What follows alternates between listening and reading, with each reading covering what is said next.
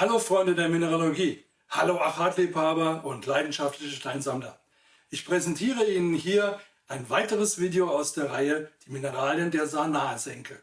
Das folgende Video beschäftigt sich mit den tollen und mineralogisch relevanten Funden im Raum Freisen. Kommen wir zum Raum Freisen und da ist ganz wichtig der Steinbruch Hellerberg. Und eins der wichtigsten Minerale ist das Nadeleisen, was ganz begehrt ist.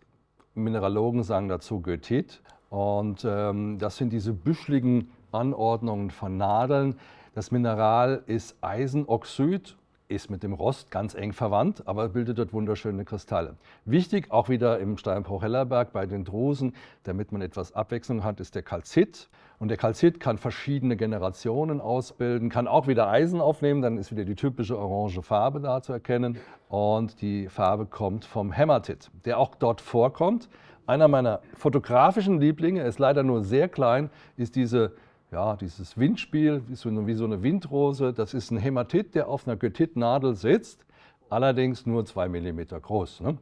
Rechts auf der Seite, das Hämatitaggregat ist etwas größer, das ist etwas oxidiert und an dieser Oxidschicht zeigen sich schöne Interferenzfarben. Es gibt wenig Amethyst vom Hellerberg, ich habe nur einen. Und ich kenne auch nur ganz wenige andere. Meistens hat man Rauchquarz und Morione, aber hier gab es Amethyst und dann sitzt auch noch Hämatit in Eisenröschen drauf und um die Eisenröschen hat sich dann das Mineral Heulandit gesetzt, ein seltener Zeolit.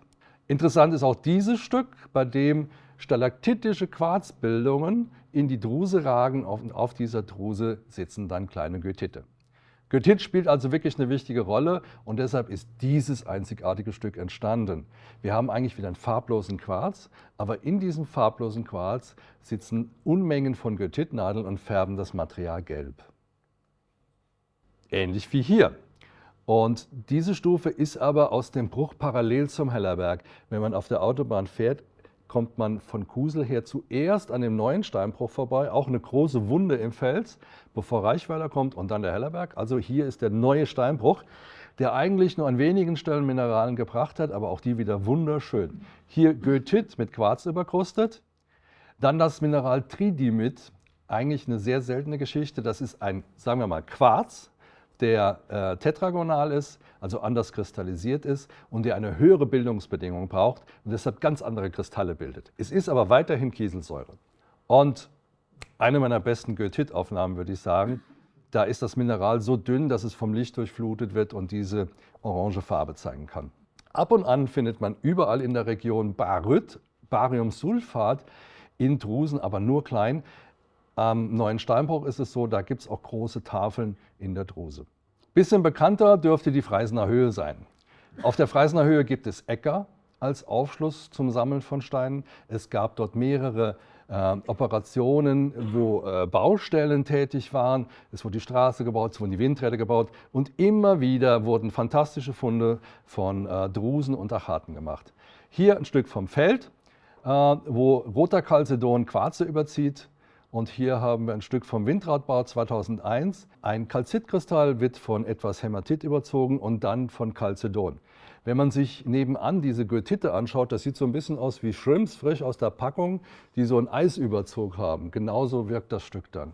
Der sieht wirklich so aus. Und das ist ein Gangachat vom Feld. Diese orange Bänderung und das Dunkle, das findet man eher, aber so ein schönes Zentrum bisher nur einmal. Allerdings 57 mm, nur so groß. Was größer ist und was noch sensationeller ist, das ist ein Stück, das ein Freund von mir erworben hat, Rudi Lissi. Das war ein Stück vom Straßenbau, das war ein Achat, der war blau und gelb, hatte eine ansehnliche Größe von fast 200 mm, hatte aber einen schrägen Riss inne. Und wir haben gesagt, wir schneiden den nach, dann ist der Stein sauber. Und der Stein wurde nachgeschnitten, gegen das Licht gehalten und man sah auf einmal diese Irisfarben. Und diese Irisfarben werden erzeugt durch bestimmte Strukturen im Achat. Die scheinen selten zu sein. Aber man sieht es wirklich nur, wenn der Stein so 2 bis 3 mm dick ist. Das ist ja auch eine Dicke, die man normalerweise nicht sägt, wenn man einen Achat hat. Aber hier durch den Riss ist das aufgetreten. Und haltet die Augen auf, bislang ist das der einzige Iris-Achat aus Deutschland.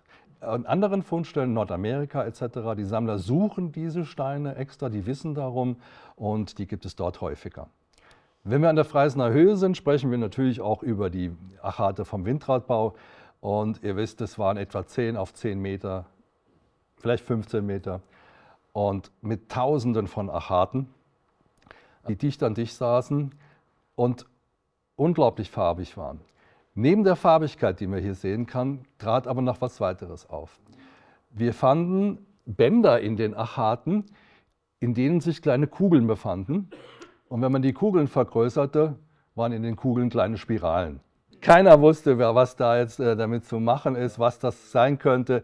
Es wurde wild geraten und gemutmaßt. Es war natürlich auch die Idee des biologischen Ursprungs da, Ammoniten und was weiß ich, Diatomeen, wie kommt das da rein? Im Endeffekt war es so, nach vielen Jahren wurde dann eine Anstrengung gemacht von mir und von Jens Götze und von anderen Kollegen von der Bergakademie in Freiberg. Und es wurden Untersuchungen mit mannigfaltigster Technik gemacht. Man kam jetzt drauf, dass man A, ein ganz schlecht organisiertes, das heißt fast amorphes Kieselsäureband braucht, mit fast keinen Keimen. Und wenn dann irgendwo spontan ein Keim entsteht, keimt der Keim auf sich immer mehr zurück. Das liegt am Quarz. Der hat einen spiraligen Aufbau auf atomarer Ebene und das drückt er auch aus, wenn er sich in der Gruppe kristallisiert. Das hat sich also auf sich selbst zurückgefaltet, immer wieder, und dann kam es zu diesen Bildungen. Das ist auch jetzt nicht einfach eine zweidimensionale Spirale, das sind Raumspiralen. Das ist, wie wenn man Kissen von der Ecke her aufwickelt und dann eine Füllung bekommt. Daher sieht man diese Spiralen, man sieht es an dem Beispiel recht gut, nur sehr gut, wenn man es genau durch einen Meridian schneidet. Wenn man die Kugel etwas anschneidet, sieht man keine Spirale. Und deshalb erkennt man sie relativ schlecht. Ein weiteres Beispiel wäre halt hier, Freisener Höhe, etwas mehr Richtung Osten, dort liegt Eckersweiler, auch dort kommen diese Stücke vor. Eckersweiler brachte mir aber auch dieses Stück, ganz verrückt, eine Pseudomorphose, nach den Spaltflächen von einem Kalzit. Also diese Winkligkeit ist darauf zurückzuführen. Was ich aber gesucht habe, war eher sowas. Ja? Also kleine Achate vom Sportplatz zum Beispiel. Rissfrei, wunderbar gefärbt, mit einem interessanten Aufbau. Und das hier war mal ein Plakat, auch für die Börse hier.